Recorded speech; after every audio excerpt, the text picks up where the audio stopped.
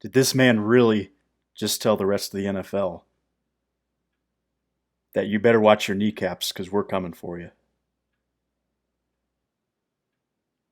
I love this guy already.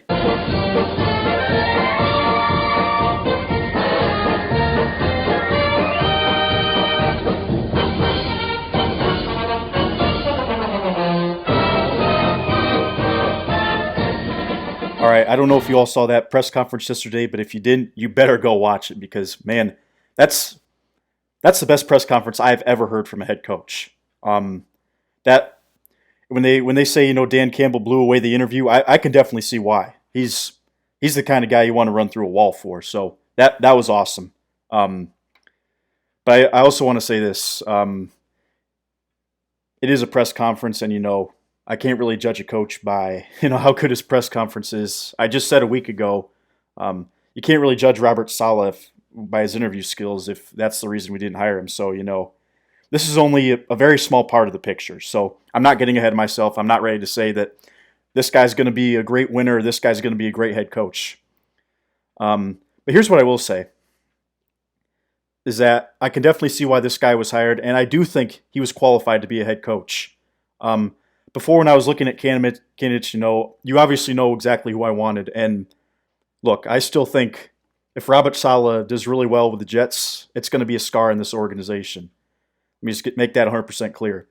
You got a guy from Dearborn, grew up a big Lions fan, has a great record, and you blew the opportunity to get him. So, but it might not work out either. Um, Head coaches are very hard to predict in the NFL. You don't really know who's going to be good or who's going to be bad. And I really think the only coaching hire in the past few years where you knew 100% for sure he was going to be a good hire was Andy Reid, because let's face it, the Eagles are a bunch of idiots for firing him. And I think they've figured that out right now. But besides that, just talking about Dan Campbell. Before, a lot of people were concerned about his lack of coaching experience, which I think is really the most overrated thing. When a lot of these armchair GMs or fans, as I like to call them, are trying to look at who the next head coach is going to be. You look at the options this year. Did you want to get Marvin Lewis? You want to get Jim Caldwell again? You want to get Doug Peterson? I can tell you what, with two of those guys, you're not going to win a championship. They've already proven they've been in the league for years. Or Jim Caldwell probably is a little bit better than Marvin Lewis, but Marvin Lewis has been in this league for years and does not have a playoff win. And then you look at Jim Caldwell, had a great team when he came in to the Lions, did okay. But then again, there's a reason a lot of people wanted him gone because we didn't feel like we were going to win a championship. So there's a reason these guys were fired. And then you look at the third guy, Doug Peterson, he would have been a pretty big risk because there were some rumors that the Eagles, their players weren't getting along with Peterson. Personally, I think it's the owner, Jeffrey Lurie. It's his fault that they, kind of tanked the game that one night, but it is what it is. But the fact is, Doug Peterson, there's just too much negativity around him right now. There's a big black cloud, and I don't think it would have been worth it. So that's where I think the whole experience factor is kind of overrated in the NFL. You look at some of the other great coaches. Belichick was a coach beforehand, but he was with the Browns, and the main reason he was let go is because they were about to move. And I kind of just threw an exception to the rule there because he's one of the best coaches ever. But you look at other coaches. You look at Sean Payton, Mike Vrabel, name some more. Sean McDermott. None of these guys had ever been head coaches before, and they're all doing absolutely phenomenal. Mike Tomlin, the Pittsburgh Steelers was his first job as a head coach. I'm talking about head coach, not as a coordinator or anything. So just because Dan Campbell has only been a head coach for half a season does not make him a bad candidate. In fact, I think it makes him a good candidate. There's a reason why good coaches usually aren't on the market that have experience, because if they're good, they wouldn't be fired. Like if the Steelers decide to fire Mike Tomlin, or for whatever weird reason the Bills decide to fire McDermott, which obviously isn't happening, but I would pick up on them immediately. But the thing is, those teams aren't stupid enough to let that happen, like the Eagles were with Andy Reid. So I don't think that's a big problem. And then a lot of people talking about, oh well, he was never a coordinator. He's only been a tight ends coach. Look, I think there is a pretty popular trend for, coordinators going to head coach jobs. Like, for example, Robert Saleh doing a great job in San Francisco. And obviously, Robert Saleh has great football knowledge. I don't think anybody can question that. The job he's done there is absolutely phenomenal. Um, but with regards to Dan Campbell, he was an assistant head coach under Sean Payton, which basically means he was his right hand man. Yeah, he might have not been directly involved in helping out the offense or the defense, but you know what he was involved with doing? Being a leader. Being a leader of the team, bringing the coaches together, kind of learning the game through all aspects. I think, you look at the president position, who takes over for the president if he dies or, if he gets impeached? The vice president. And in high school, if the principal is sick or can't be there for a day, who takes the spot? The vice principal. That's basically what Dan Campbell is. Funny enough, principal, because he looks a lot like PC principal. But just going off of that, that's basically what Dan Campbell was. He was Sean Payton's right-hand man for years, kind of like an apprentice. And I think he was ready to become a leader. Not necessarily the X's and O's guys that, we fantasize over, but he was ready to become a leader. And the fact is, by the way he's been talking, by the way players have been talking about him, I think he is a great leader. Kind of reminds me of Mike Vrabel or Ed Orgeron. The thing is, they're not the biggest X's and O's guys. They're not going to come up with a great next big scheme like, Matt Patricia tried to do. But I will say this. They are great CEOs. Part of being a great CEO is you got to be a leader of men. But here's the other big thing. And you're all probably thinking, wait a minute, Jackson. What's going to happen? Are we just going to run I formation? Are we just going to, run a basic 4-3 with man-to-man coverage? Are we basically just going to be playing Madden on rookie mode like I do? Well, that's the other part of this. A great manager or a great boss knows how to get the right people in there to do the things he doesn't know how to do. And that's where I think Dan Campbell already has done a good job. And let me just talk about it. Aaron Glenn. The fact that we landed Aaron Glenn should say a lot of good things about Dan Campbell. So Aaron Glenn was with the Saints from 2016 to 2020. And the year before he came, the Saints were the worst defense in the league, especially the pass defense. And Aaron Glenn was the secondary coach there. His first few years, they made gradual improvement, but the last 2 years, the secondary has been lights out, statistically. A couple of years ago, they were 11th in yards allowed per pass, and then this year they were 6th. So clearly there's a lot of progress going on there. I know they got a little bit more talented, adding a couple of guys in the draft, but I think it shows that he's done a great job there. And another thing, too, is, from an outsider's perspective, there's a lot we don't know. We don't really know what these guys are like in the meeting room. That's really the biggest thing that the fans don't know about, but is crucial for looking for a coach or a coordinator.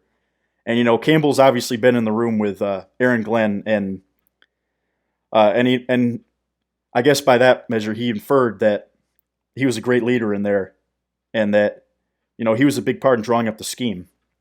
A secondary coach, a lot of people are like, oh, he was never a defensive coordinator. Well, the truth is most defensive coordinators, the good ones at least, were not defensive coordinators before, kind of like the head coach. If you're good, you either become a head coach or you stay as a coordinator. You don't really go down, But with Aaron Glenn, I think the really biggest thing that I think we all should be excited about is he was wanted. Unlike Matt Patricia, who hired Paul Pasquioni, this guy at a Boston college, basically hiring his own college buddy as a placeholder to, help out the defense. And then Corey Undlin, who led just a horrible secondary in Philadelphia. Nobody wanted those guys, but Aaron Glenn was wanted. The fact is he was offered by the Bears and the Jaguars. And the fact that he chose the Detroit Lions tells me everything I need to know about Dan Campbell. The fact that you turned down a job where you have Khalil Mack as an option in that elite defense, and then you have the Jacksonville Jaguars who have tons of cap space. I think they're kind of being overrated, with all the cap space they have. The fact that he decided to go with Dan Campbell tells me that Dan Campbell is the man. And already his first defensive coordinator hire, I would call it a success. You get a secondary coach who, the secondary is probably one of the most involved parts of the defense. There's so many different coverages, and really, I think that's where we really struggled last year on defense was in the secondary. So we've got to fix up a lot there. I get he's never called a play before, but he designs a lot of the plays. That's what you do as a secondary coach. You teach the players the fundamentals, but you also design great zone schemes. You help out with the defensive coordinator. So I certainly don't have a problem there. So already a great hire in Aaron Glenn. And then let me just talk about Dan Campbell, the man. In that press conference, what I heard was not robotic at all. There was nothing fake about it. That was Dan Campbell speaking his mind. You compare that to the Matt Patricia press conference. Matt Patricia was like, yeah, the city of Detroit is great. I want to win here. We respect this organization, this culture. Basically, kind of being a little, I guess that you could say, politically correct, kind of, trying to please everybody in the room. Dan Campbell wasn't messing around. He went in there and he spoke his mind. He told everyone exactly why he wanted this job. He told everybody, the kind of team we want to be. And he wasn't afraid to swear a couple of times. So, the fact is, this guy wants to be here. And this guy's going to do whatever it takes to win. I don't question that one bit. There just doesn't seem to be anything fake about him. And I think there's good evidence to back this too. You look at what the players said about Campbell in New Orleans. There was a defensive tackle named Teron Armstead. He said, everybody here would do whatever for that guy.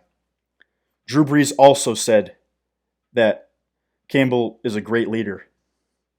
And then, there's many other quotes. Many executives say that he's a great guy to have in the locker room. So the fact of the matter is, this is a guy the players are going to respect. This is a guy who's honest. This is a guy who is going to work his butt off. And this is also a guy who's going to be a leader. And already he's appointed good people to guide the horse. Or I guess another way I should say it.